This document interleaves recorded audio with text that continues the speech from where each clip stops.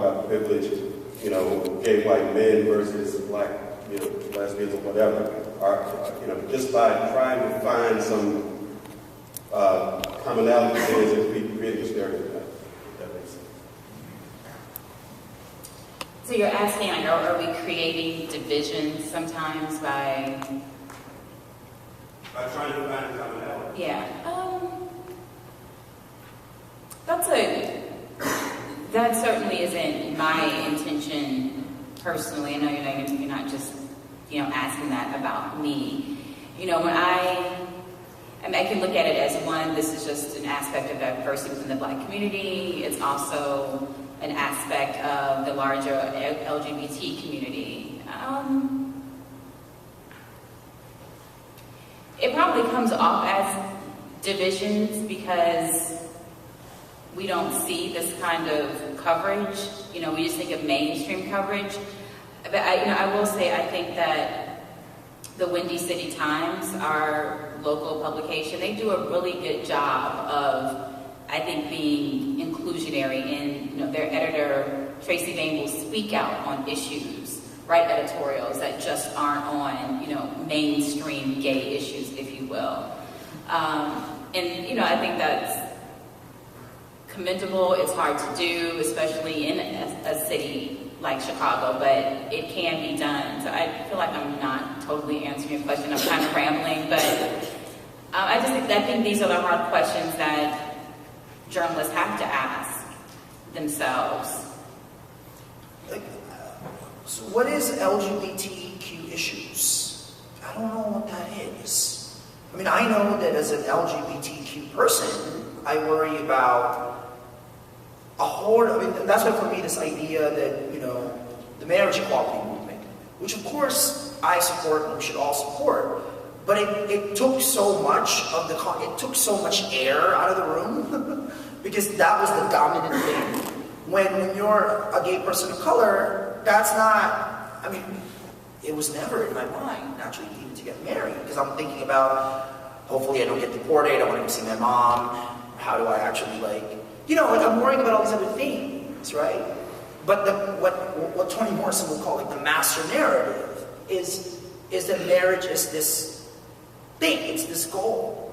I remember when I was covering HIV and AIDS, and the fact that the disease has traveled to the African American community. And I haven't done enough research here, but I'm just curious, how well have the LGBT groups shown up to African American female groups, for example, that are really suffering and really experiencing the heart of the disease in terms of the fact that by the time they get tested, they already have AIDS and not even HIV, right? Just because no access to healthcare, issues of class and race. So I feel like it is in some ways, whenever you call somebody the LGBT community or the Black community or the immigrant community, you're already kind of stereotyping it. But I think in this era, as I said, in which everybody's the other, we need the ground, we need to have a ground. And I feel like just to say that creates a ground, but we need to unpack that.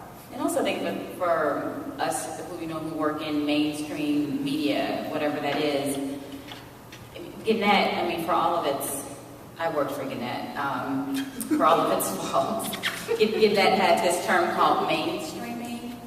So the idea of, they put a lot of hurdles to do it, frankly, but the idea if you need to interview a doctor, find a Black doctor who's not talking about a Black issue.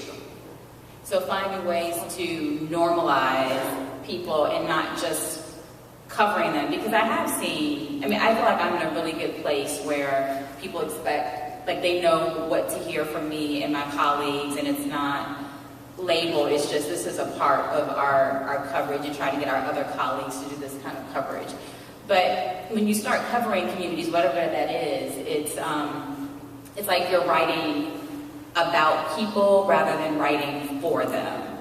And that can be a challenge when, your circulation is in the hundreds of thousands, or, your broadcast network is reaching, so many people. How do you do that? And that's always been a challenge, because I don't want people to listen to my stories and say, oh, she's writing about that group. I want people to to identify, even if I'm not a part of that group or as part of that story, they feel like, wow, that is reflecting me. At one paper in St. Paul, in the Twin Cities, and this is, going back almost 15 years, like there was a large, we hear about it more now, but a large Somali population. And so the newsroom was trying to figure out how to cover this community. And so they did this story, I remember it was a big front page, and this was very well-meaning, this big front page story, and then there was a little box that said, this is the language they speak, this is what they eat. It's like a museum exhibit. And I get that most people knew nothing about Somali culture or the country, but how do you write that in a way that you're also talking to that community and not just, hey, here's this other group, like we're the mainstream and here's some other people we're writing about. I think that is the challenge that a lot of news organizations have. These stories are treated as other rather than this is what's happening in our city or happening in this region. We've only got like 2 minutes left, and I know that there are more folks with questions, so I'm guessing maybe we can interact a bit after.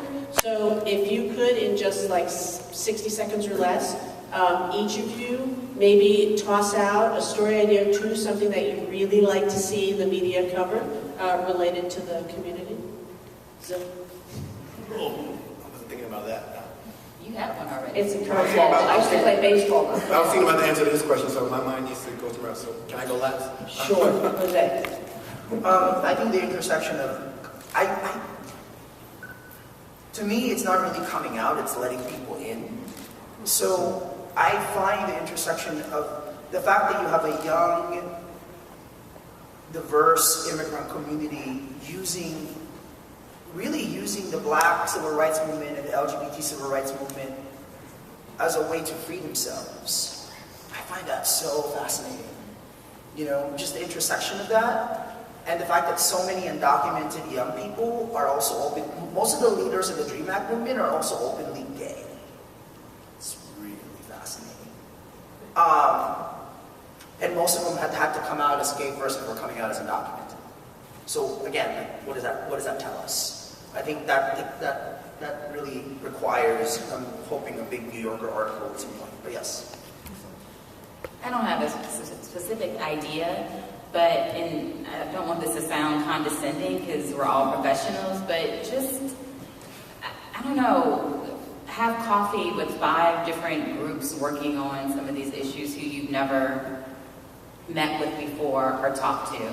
Just broaden your Rolodex to resurrect an old school term. But I think that's the way we journalists, all of us, I can get in the comfort zone too, and just finding ways, whatever that is, to get out and find, other sources and organizations to turn to.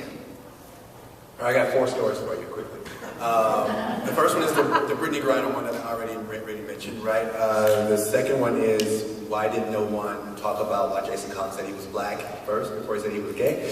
The next one is, I think we're all in search of normativity for some silly reason. And the third one is, I hate the term "in the closet." When I think about LGBT individuals, we don't exist in closets. We're not monsters. We're not people who smell like shoes or wire hangers. And think about the shame that word closet puts on individuals when you think about you have to come out of a dark, awful, horrible place. It's really the world that's actually the closet because we're afraid to go there, right? So I think about just maybe write a story about how language that we all use around being LGBT is actually adding shame and stigma to our own lives. Well, I want to thank the panel.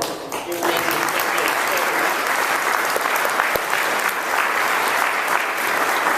And obviously this is a huge conversation, so we'll keep talking.